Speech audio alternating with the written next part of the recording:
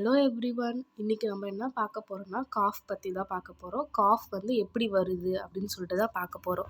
வீடியோக்குள்ளே போகிறதுக்கு முன்னாடி என்னோடய சேனலை நீங்கள் இன்னும் சப்ஸ்கிரைப் பண்ணலன்னா சப்ஸ்கிரைப் பண்ணிக்கோங்க. வாங்க வீடியோக்குள்ளே போகலாம். ஃபஸ்ட்டு காஃபோட டெஃபினேஷன் பார்த்தீங்கன்னா, cough is a modified respiratory process characterized by forced expiration. இந்த காஃப் வந்து ஒரு ப்ரொடெக்டிவ் மெக்கானிசம்னு நான் ஏன் சொல்கிறேன்னா, இப்போ நம்மளுக்கு வந்து நோஸ் வழியாவோ இல்லைனா மவுத் வழியாவோ வந்து நம்மளுக்கு வந்து ஒரு ஃபாரின் பாடிஸ் வந்து உள்ளே என்ட்ரி ஆகிடுச்சு. அதை வந்து வெளில வந்து வர வைக்கிறதுக்காக தான் இந்த காஃப் மெக்கானிசம் வந்து நம்மளுக்கு ஹெல்ப்ஃபுல்லாக இருக்குது. Caused by irritation of the respiratory tract and other areas such as external auditory canal. இது ரெண்டுத்துலேயும் ரெஸ்பிரேட்டரி ட்ராக்ட்லேயும் அதுக்கப்புறம் எக்ஸ்டர்னல் ஆடிட்டரி கெனால்லையும் எதனா இரிட்டேஷன் இருக்கும் போது தான் நம்மளுக்கு வந்து காஃப் ப்ரொடியூஸ் ஆகுது. இப்போ எக்ஸாம்பிளுக்கு வந்து நம்ம வந்து காது வந்து க்ளீன் பண்ணிகிட்டே இருக்கும் போது நம்மளுக்கு சடனாக வந்து காஃப் வரும். அதான் நம்மளுக்கு இரிட்டேஷன் எதனா இருக்கும் போது காஃப் வந்து நம்மளுக்கு ப்ரொடியூஸ் ஆகுது. காஃப்னால் என்னன்னு பார்த்துட்டோம். இப்போ காஃப் வந்து எப்படிலாம் வரும், எதனால் காஃப் வருது அப்படின்னு சொல்லி பார்க்கலாம். ஃபஸ்ட்டு வந்து நம்மளுக்கு மெயினாக காஃப் வந்து ஒரு ஃபிசியாலஜி கண்டிஷன்னால் என்னதுன்னு, நம்மளுக்கு ஏதாவது ஒரு ஃபாரின் பாடிஸ் வந்து என்ட்ரி ஆகும்போது அது ஒரு ரிஃப்ளெக்ஸ் ரியாக்ஷனை கொடுக்குது. அதுதான் வந்து காஃப். இப்போ வந்து அதுவே எப்போ வந்து அப்நார்மலாக ஆகுது அப்படின்னு நம்ம பார்க்கும்போது, ஃபஸ்ட்டு கார்டியாக்கில் வந்து ஏதாவது ப்ராப்ளம், அதாவது கன்ஜக்டிவ் ஹார்ட் ஃபெயிலியர் அப்போ நம்மளுக்கு காஃப் வரும். அதுக்கப்புறம் பல்மனரி டிஸார்டரில் பார்க்கும்போது chronic obstructive pulmonary disease COPD இருக்கும்போது நம்மளுக்கு காஃப் ப்ரொடியூஸ் ஆகலாம். அதுக்கப்புறம் தோராக்ஸில் வந்து ஏதாவது டியூமர் இருந்ததுன்னா அது என்ன பண்ணுன்னா, அந்த ப்ரெஷர் வந்து லாரிங்ஸ், ப்ராங்கை, லங்ஸ்க்கு போகும்போது நம்மளுக்கு காஃப் ப்ரொடியூஸ் ஆகுது. அப்புறம் வேறு காசஸ்லாம் பார்க்கும்போது அக்யூட் இன்ஃபெக்ஷனில் வந்து ப்ராங்கைட்டிஸ் அப்போது காஃப் வந்து ட்ரை காஃப் ரொம்ப இருக்கும். அதுக்கப்புறம் நிமோனியாலையும் வந்து காஃப் இருக்கும். ட்ராக்கி ப்ராங்கைட்டிஸில் இருக்கும். அப்புறம் வைரல் நிமோனியாலலாம் வந்து காஃப் வந்து ப்ரொடியூஸ் ஆகும். க்ரானிக் இன்ஃபெக்ஷனில் வந்து ப்ராங்கைட்டிஸ் வரலாம். ப்ராங்கைட்டிஸில் காஃப் ப்ரொடியூஸ் ஆகலாம். அதுக்கப்புறம் டியூபர்குலோசிஸ், சிஸ்டிக் ஃபைப்ரோசிஸ் இதிலலாம் வந்து காஃப் வரலாம். அதுக்கப்புறம் ஏர்வே டிசீஸில் பார்க்கும்போது ஆஸ்துமாவில் நம்மளுக்கு காஃப் வரும். அடுத்தது க்ரானிக் ப்ராங்கைட்டிஸில் வரும். அப்புறம் க்ரானிக் போஸ்ட் நேசல் ட்ரிப்பில் வந்து காஃப் ப்ரொடியூஸ் ஆகும். டியூமர்ஸ்லாம் இருந்தால் கூட நம்மளுக்கு காஃப் ப்ரொடியூஸ் ஆகும். நிறையா வந்து அதாவது சிம்பிள்லேருந்து டியூமர் வரைக்கும் நம்மளுக்கு ஒரு ப்ராசஸ் நம்மளுக்கு கொடுக்குறது வந்து காஃப் தான். வந்து காஃப் மூலயமா தான் வந்து நம்மளுக்கு ஏதோ ஒன்று இருக்குது அப்படின்னு சொல்லி நம்ம பாடி வந்து நம்மளுக்கு தெரிய வைக்கிது. கார்டியோவாஸ்குலர் டிசீஸ்னாலையும் வரலாம். இல்லைனா அதர் டிசீஸில் பார்க்கும்போது ரெக்கரண்ட்டாக அஸ்பிரேஷன். அப்புறம் இரிட்டன்ட் பார்க்கும்போது என்விரான்மெண்டல் ட்ரிகர், எதனா டஸ்ட் பார்ட்டிகல்ஸ் இல்லைனா ஸ்மோக் பார்ட்டிகல்ஸ் எதனா இருக்கும்போது அப்போ வந்து நம்மளுக்கு காஃப் ப்ரொடியூஸ் ஆகும். அதுக்கப்புறம் ஃபாரின் பாடிஸ் எதனா இருந்ததுன்னா காஃப் ப்ரொடியூஸ் ஆகும். அப்புறம் எக்ஸ்டர்னல் ஆடிட்டரி மியாட்டஸ், அதான் சொன்னால இயர் க்ளீன் பண்ணும்போது நம்ம எதனா இரிட்டேஷன் இருந்ததுன்னா அப்போ காஃப் ப்ரொடியூஸ் ஆகும். அப்புறம் டொபாக்கோ யூஸ் பண்ணாலும் நம்மளுக்கு காஃப் ப்ரொடியூஸ் ஆகும். நெக்ஸ்ட்டு வந்து எப்படி இந்த மெக்கானிசம் எப்படி நடக்குது அப்படின்னு சொல்லிட்டு பார்க்கும்போது, காஃப் வந்து வந்தோடனே நம்ம வந்து டீப் இன்ஸ்பிரேஷன் பண்ணுவோம். டீப்பாக வந்து மூச்சை இழுப்போம்.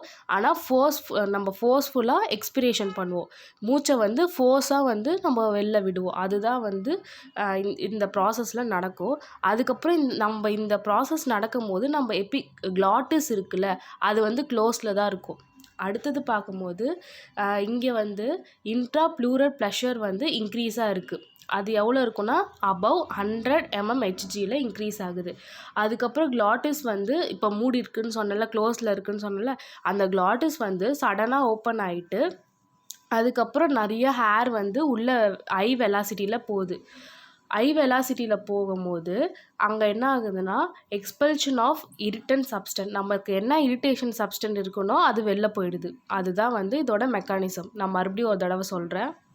ஃபஸ்ட்டு ஒன்று என்னென்னு பார்த்தோன்னா, நம்ம டீப் இன்ஸ்பிரேஷன் பண்ணுவோம், ஃபாலோட் பை ஃபோர்ஸ்டு எக்ஸ்பிரேஷன் பண்ணுறோம் வித் க்ளோஸ்டு கிளாட்டிஸ் மூலயமா. அதுக்கப்புறமேட்டா நம்மளோட இன்ட்ரா ப்ளூரல் ப்ளஷர் வந்து இன்க்ரீஸாக இருக்கும். தேர்டு வந்து கிளாட்டிஸ் வந்து சடனாக ஓப்பன் ஆகிட்டு நம்மளோட அந்த ஏர் வந்து வெளில ஃபோர்ஸ்ஃபுல்லாக போகும்போது அங்கே என்ன இரிட்டன்ட் இருக்கும், இரிட்டன்ட்னா என்ன சொன்னேன், இது டஸ்ட்டு இல்லைன்னா எதனா ஃபாரின் பாடிஸ், அது வந்து வெளில போகும். அதுக்கு தான் வந்து இந்த காஃப் வந்து நம்மளுக்கு வந்து ரொம்ப யூஸ்ஃபுல்லாக இருக்குது அப்படின்னு நான் சொன்னேன்.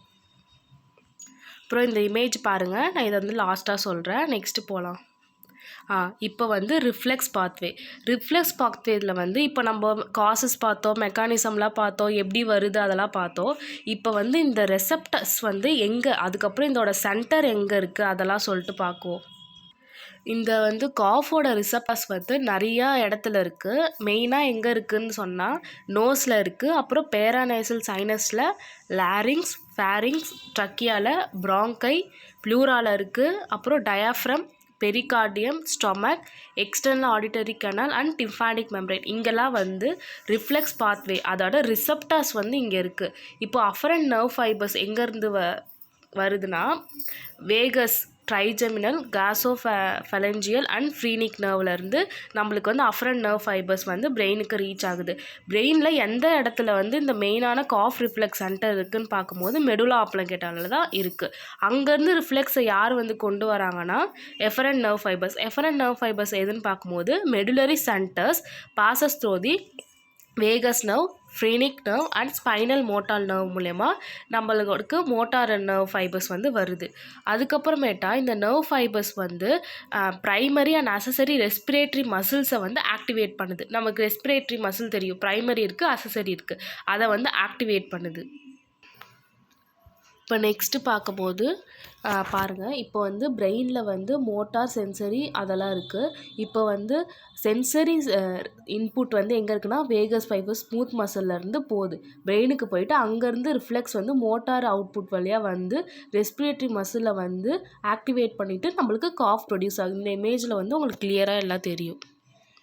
நெக்ஸ்ட்டு இந்த இமேஜில் பார்க்கும்போது இப்போ ரிசெப்டார்ஸ்லாம் வந்து நேசல் நோஸு, பேராநேசல் சைனஸ் அங்கெல்லாம் இருக்கும்னு சொன்னல, அங்கேருந்து வந்து பிரெயினுக்கு வந்து information sensory nerves nerve fibres மூலிமா போகுது.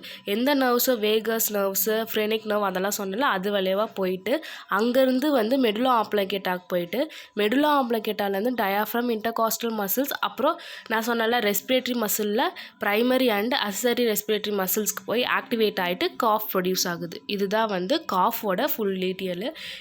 இந்த வீடியோ உங்களுக்கு பிடிச்சிருந்தா லைக் பண்ணுங்கள், ஷேர் பண்ணுங்கள், அப்புறம் உங்கள் ஃப்ரெண்ட்ஸ்க்கெலாம் வந்து ஷேர் பண்ணி யூஸ்ஃபுல்லாக இருக்கும்னு நான் நம்புகிறேன். தேங்க்யூ.